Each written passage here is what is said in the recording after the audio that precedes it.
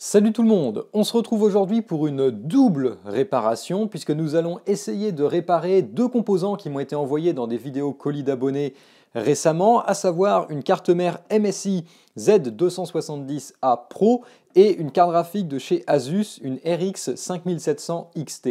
J'ai décidé de regrouper les deux dans la même vidéo car les chances de réussite sont assez faibles. Donc comme ça fera une seule vidéo fail au lieu d'en avoir deux. L'autre point commun, c'est que l'on va essayer de réparer ces deux composants avec des éléments qui viennent de chez AliExpress. Je ne sais pas si ça augmente nos chances de réussite, mais voilà, on va essayer. À gauche, on a cette carte mère MSI qui m'a été envoyée assez récemment. C'est une carte mère qui est en plutôt bon état avec un chipset Z270, donc pas très vieille non plus.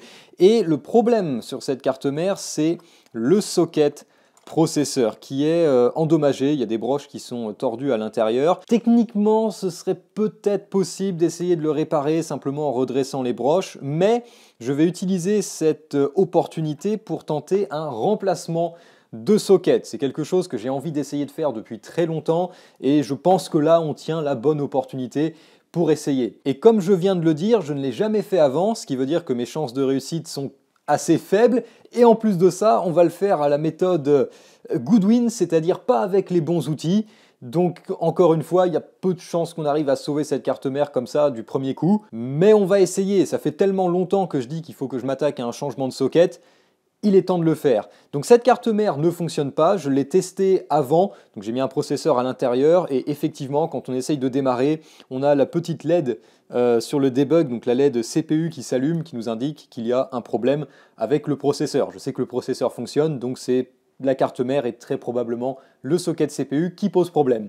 Pour le remplacer, eh bien, j'ai été sur AliExpress, justement, et j'ai acheté deux sockets 1151, si j'arrive à les sortir. Voilà à quoi ressemble un socket de remplacement, donc c'est juste cette partie-là que l'on va changer. Comme vous pouvez le voir, il est en bon état et tout va bien à l'intérieur. Et au dos du socket, pour chacune des broches, on a une petite bille d'étain. Et en fait, le socket, ça vient un petit peu souder comme un composant BGA. On va garder la carte mère pour plus tard, puisque avant ça, j'ai envie de m'attaquer à la carte graphique. Donc c'est une Asus TUF Gaming RX 5700 XT. Et je pense qu'elle a servi à faire de la crypto-monnaie, parce que déjà, ça correspond au reste du matériel qu'il m'a envoyé. Et ça correspond aussi à l'état de la carte, puisque comme pour les cartes mères qu'il m'a envoyées, on a pas mal d'oxydation sur le dissipateur, ce qui veut dire qu'elle a très probablement été dans le même environnement très humide que les cartes mères ASRock, il me semble, qu'il m'a envoyé il y a quelques temps. Et comme vous pouvez le voir, cette carte graphique a déjà été entièrement démontée, et le gros truc bizarre, c'est que les condensateurs qui se trouvent ici ont été arrachés. Si vous vous souvenez de la vidéo colis d'abonnés, avec la carte graphique, j'avais une enveloppe qui contient les condensateurs qui n'ont pas été dessoudés proprement, mais qui ont tout simplement été arrachés de la carte graphique. Mes espoirs de ressusciter cette carte sont très faibles. Je ne sais pas pourquoi quelqu'un viendrait arracher ces condensateurs, et je pense que la carte était déjà HS avant que quelqu'un ne fasse ça. Mais avant de la déclarer comme peine perdue, je suis passé sur AliExpress pour acheter quelques condensateurs de remplacement. Donc on va réinstaller des condensateurs là où ils ont été retirés et on va tester la carte graphique, voir s'il se passe quelque chose. Et si elle est complètement morte, tant pis, ce sera une carte graphique pour pièces détachées et on pourra passer à la carte mère. En dehors de ça, je n'ai pas vu d'autres dégâts sur la carte graphique, donc c'est plutôt bon signe. Oui, elle est poussiéreuse, elle est sale, mais c'est normal, elle a déjà eu une première vie. Mais peut-être que simplement en remettant ces condensateurs en place, on peut en tirer quelque chose. Toute cette rangée de condensateurs, il y en a 11 en tout, ce sont les condensateurs de l'étage d'alimentation pour le GPU. Donc vous pouvez voir ici les connecteurs pour l'alimentation. On a une première rangée de condensateurs, donc certainement pour filtrer l'entrée. On a toutes nos phases avec les inductances et normalement on a la rangée de condensateurs ici qui permettent de lisser la tension de sortie des phases d'alimentation et de fournir au GPU une belle tension constante. Ce sont des condensateurs CMS. À l'origine, on avait des condensateurs on avait des condensateurs 2,5 volts 820 microfarads. J'ai pas trouvé exactement les mêmes sur ce format parce que ce sont des petits condensateurs et à la place j'ai pris des 2,5 volts 560 microfarads. Ça devrait quand même fonctionner même si la capacité est un peu plus faible et ça va nous permettre au moins de tester la carte graphique. Le plus gros problème c'est que j'ai un des pads ici qui a été arraché. Donc ce condensateur-là, je ne peux pas le ressouder. Peut-être que je peux faire un pontage avec un des pads que l'on a de l'autre côté de la carte, ou alors je peux laisser comme ça, ou alors je peux également retirer l'inductance pour en fait désactiver cette phase d'alimentation. Je vais voir ce que je vais faire. En tout cas, il faut commencer par chauffer un petit peu la carte, nettoyer les pads et retirer l'étain qui est déjà dessus, ainsi que les restes de broches, parce que comme je l'ai dit, ça a été fait n'importe comment, ça a été arraché, donc vous pouvez voir qu'ici on a encore les broches des condensateurs qui sont restées sur la carte graphique. Je vais commencer par nettoyer tout ça avant de ressouder les nouveaux condensateurs. C'est pas facile de souder des condos CMS comme ça à la main, mais ça se fait, et encore une fois, c'est juste pour vraiment tester cette carte vite fait avant de savoir si je vais plus loin ou pas.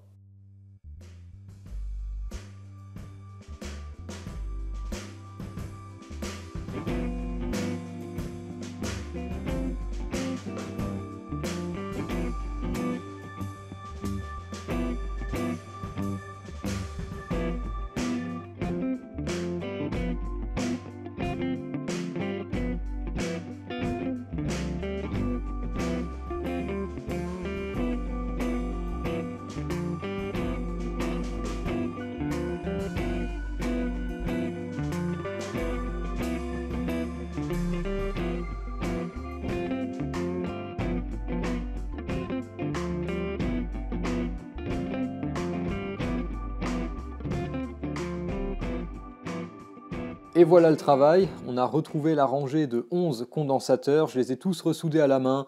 C'est pas très joli, c'est clairement pas un chef-d'œuvre, on a vu mieux, mais ça devrait fonctionner.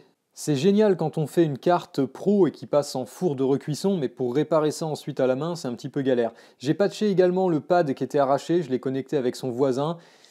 J'espère que ça va aller, j'espère que j'ai pas fait un court-circuit, on va voir, puisqu'il reste qu'une seule chose à faire, c'est bien évidemment tester tout ça.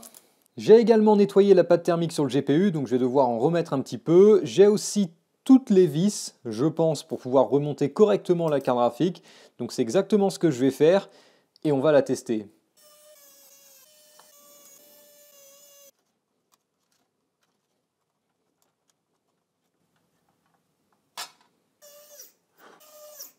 J'ai réassemblé la carte graphique, il est temps de tester si elle fonctionne. Pour ça, on va la passer sur la table de bench. Info supplémentaire, sur cette carte mère, j'ai le Ryzen 7 5800X qui m'a été envoyé dans la dernière vidéo colis d'abonnés. Finalement, il n'était pas si endommagé que ça, j'ai dû remplacer 2 broches dessus et j'en ai laissé quelques-unes où je les ai tout simplement pas remplacées. J'ai fait exactement la même chose que ce que j'ai fait dans une vidéo précédente avec un 3700X. Exactement pareil, sauf que j'ai un petit peu plus d'expérience maintenant, donc ça s'est même encore un peu mieux passé. Et il fonctionne, c'est pour ça qu'il est installé sur cette carte mère. Donc voilà, pour vous donner une petite nouvelle, j'ai réussi à sauver le 5800X. On va maintenant savoir si la 5700 XT fonctionne ou si elle va exploser. Il y a des chances qu'il y ait de la fumée qui sorte de cette carte graphique, hein, c'est pas impossible. Donc c'est parti, 3, 2, 1, c'est parti. Ok, déjà il n'y a pas de fumée, c'est encourageant. On a la diode là-bas qui s'est allumée, c'est normal.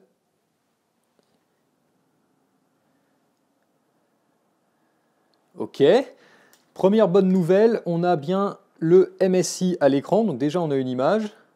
On est en train de démarrer sous Windows. La carte graphique fonctionne. Les ventilateurs tournent. On a même le RGB au-dessus qui fonctionne. Comme vous pouvez le voir, Windows a démarré, l'affichage est correct, on n'a pas d'artefact à l'écran. La grande question maintenant, c'est est-ce qu'on peut installer les drivers? Oh, ok, tout va bien. Je suis très étonné de voir la carte graphique fonctionner, elle est correctement détectée dans le gestionnaire des périphériques. J'ai installé les drivers, donc on a les drivers AMD, on a bien notre RX 5700 XT. Les valeurs qui sont rapportées sont un peu bizarres, vous voyez qu'au GPU on est à 6 MHz, ce qui est très très bizarre. On va ouvrir GPU Z. Tout va bien dans GPU Z, on a bien notre 5700 XT, architecture Navi, c'est plutôt d'actualité en ce moment. Juillet 2019, carte Asus avec nos 8 Go de GDDR6, non tout va bien sur GPU Z. Les capteurs, on a les mêmes fréquences un peu bizarres qui sont rapportées. Je ne sais pas si c'est normal ou pas, vous voyez que ça augmente un petit peu par moment. La température, on est à 29 degrés, donc à ce niveau-là, ça va. Je vais essayer de faire tourner Superposition Benchmark, c'est pas le meilleur test du monde, mais il est assez rapide à installer et ça permet au moins de savoir si la carte fonctionne à peu près, en fonction des performances qu'elle va nous donner. Pour le moment, tout va bien, je suis en 1080p élevé, on a une moyenne à 95 fps. Par contre, on a un très méchant coil whine qui vient de la carte graphique, je ne sais pas si je peux vous le faire écouter. Le score est de presque 12 200 points, est-ce que c'est cohérent avec les performances d'une 5700 XT? Tout va bien, puisque pour une 5700 XT, apparemment, on est entre 12 000 et 13 000 points. Donc à 12 194, ça paraît cohérent. Et ça veut dire aussi qu'on n'a pas une carte graphique qui tourne au ralenti. Eh bien, voilà une 5700 XT de sauvée. Je pensais vraiment que cette carte graphique était morte, parce que les condensateurs arrachés, on se demande pourquoi, et je pensais vraiment qu'il y avait quelque chose d'autre. Enfin, il n'y a pas de raison de faire ça si déjà la carte graphique n'est pas HS pour commencer. Donc c'est vraiment bizarre cette situation, mais en tout cas, la carte graphique refonctionne pour le moment. Bien sûr, il faut que je la redémonte pour la nettoyer et que tout ça soit bien propre. Il faudra sans doute que je remplace une partie des pads thermiques également, et peut-être que je peaufine un petit peu ma réparation et mes soudures au niveau des condensateurs, mais en tout cas, elle refonctionne. Donc bonne nouvelle, parce que c'était vraiment pas ce que j'aurais dit au début de la vidéo, comme vous l'avez peut-être ressenti. Étant donné que la carte graphique refonctionne, on va pouvoir ensuite passer à la carte mère et cette fois-ci s'attaquer à un changement de socket. Ok, c'est reparti, deuxième round. Cette fois-ci, on va essayer de remplacer le socket donc, de la carte mère MSI. J'ai dit déjà beaucoup de choses dans l'introduction, donc je vais essayer de ne pas me répéter. J'ai acheté 2 sockets de remplacement sur AliExpress, donc on a 2 chances pour y arriver. En théorie, ce n'est pas très compliqué, il suffit de chauffer le socket, le dessouder, c'est un composant finalement BGA, c'est-à-dire qu'on a des petites billes d'étain entre la carte et le socket, il suffit simplement de le faire chauffer suffisamment pour faire fondre ces billes d'étain, on retire le socket, on nettoie la surface. Quand je dis on nettoie la surface, c'est fer à souder avec de la tresse et on retire tous les résidus d'étain. Ensuite, on place le nouveau, on rechauffe, et normalement ça se soude tout seul. Pour faire ce genre d'opération, il existe normalement des machines sur lesquelles on vient placer la carte. La machine vient chauffer l'ensemble de la carte par en dessous à l'aide d'une plaque chauffante pour faire monter l'ensemble en température. Et il y a souvent un système de préhenseur qui vient attraper le composant, le retirer et qui permet aussi de placer le nouveau composant très précisément là où était l'ancien. Et ensuite on vient réchauffer le tout pour faire la soudure, puis on vient refroidir l'ensemble de la carte progressivement en suivant une courbe de refroidissement. Donc on fait descendre la température tranquillement. Malheureusement, je n'ai pas ce genre de machine sous la main, donc encore une fois, on va faire les choses à l'ancienne, en quelque sorte, du fait maison. Waouh, ça commence très mal. Je disais donc, on va faire les choses différemment, puisqu'on va ressortir le grill pour faire chauffer la carte, et la station à air chaud un peu bricolée, c'est ce que j'ai utilisé aussi précédemment, pour venir dessouder le socket. C'est vraiment du bricolage, et j'ai aucune idée si ça va fonctionner. Avant ça, je vais commencer par retirer le système de rétention du socket. Donc c'est la partie métallique qui vient se fermer sur le processeur. Donc voilà le socket endommagé, et comme on va le remplacer, on peut faire ce que l'on fait jamais normalement, c'est-à-dire le toucher. Je vais également retirer les 2 dissipateurs pour l'étage d'alimentation, ça va me permettre de dégager un petit peu la vue sur le socket, et ça devrait être plus pratique pour travailler. Et c'est parti pour la cuisine. J'ai démarré la cuisson, enfin le préchauffage, je peux garder un œil dessus grâce à la caméra thermique, on est déjà autour de 125 degrés au niveau du socket processeur, en tout cas sur le PCB autour. Donc je vais attendre que ça grimpe un peu, je pense pouvoir atteindre les 150, 160 degrés avant d'amener la station à air chaud.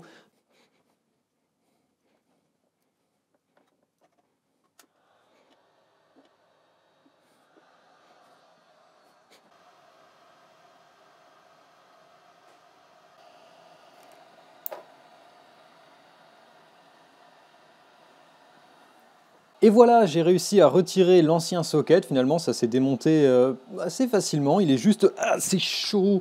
Je disais, voilà donc l'ancien socket que j'ai réussi à enlever. Maintenant, il faut que je nettoie toutes les petites billes qui sont restées sur la carte mère pour pouvoir avoir une surface parfaitement lisse, pour poser le nouveau socket et le souder à peu près de la même façon que ce que je viens de faire pour le dessouder.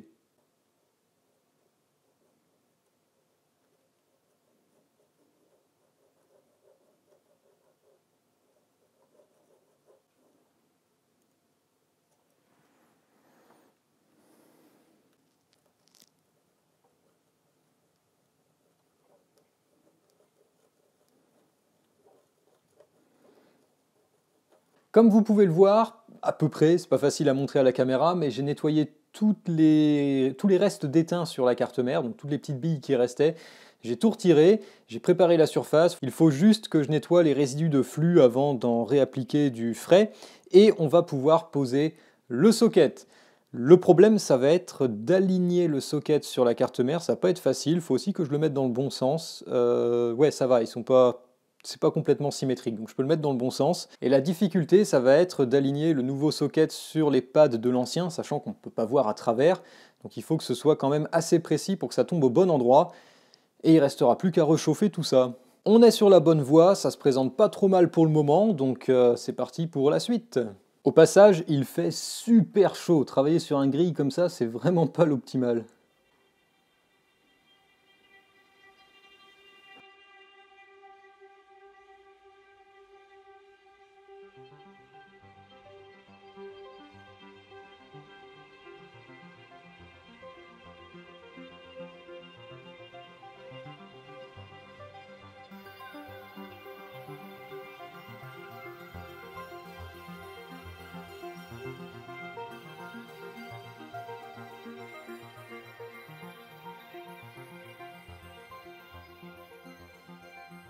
Me revoilà, si vous avez l'impression que la luminosité a changé, c'est normal, on est le lendemain puisque hier soir j'ai fini assez tard et j'ai remplacé 2 fois le socket.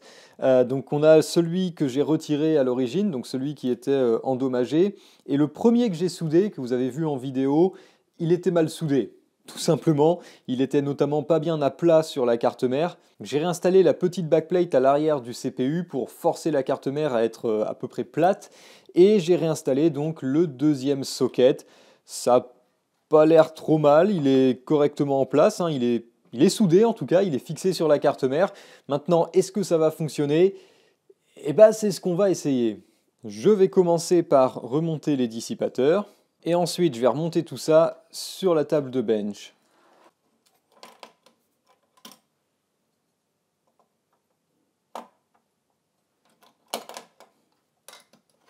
Et merde, j'ai remonté les dissipateurs à l'envers. Tout est en place, on va pouvoir tester. Il y a peu de chances que ça fonctionne à mon avis, mais on va essayer. Attention, c'est parti. Ok, déjà on a la LED CPU qui s'allume immédiatement, c'est vraiment pas bon signe.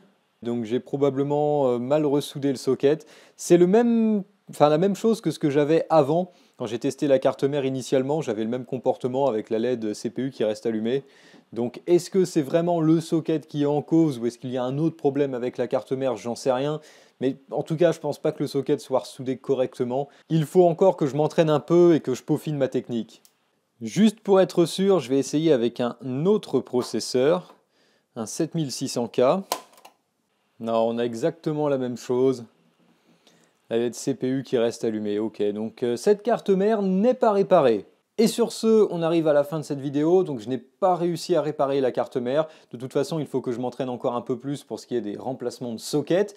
Et miraculeusement, on a réussi à réparer la carte graphique qui pour le moment fonctionne. Je n'ai quand même pas super confiance en cette carte graphique, même si c'est une Asus TUF Gaming, à mon avis elle peut lâcher à n'importe quel moment. Ce que je vais faire, c'est probablement l'installer dans mon PC à la place de ma GTX 1080, puisque c'est à peu près équivalent, peut-être même un petit peu mieux, et on va voir si elle tient le coup et combien de temps elle tient. Ça va me permettre aussi de repasser chez AMD, ça fait un petit moment que j'ai pas eu de carte graphique AMD dans mon PC, donc ça va me permettre de faire ça, et puis on verra bien ce qui se passe. En attendant, c'est tout pour cette vidéo, merci de l'avoir regardée. Si vous avez aimé, n'hésitez pas à la liker, à la partager, à vous abonner si ce n'est pas déjà fait. Vous pouvez aller faire un tour sur utip.io/goodwin pour soutenir la chaîne. Sur ce, c'est tout ce que j'ai pour aujourd'hui. Donc je vous dis salut à tous et à la prochaine.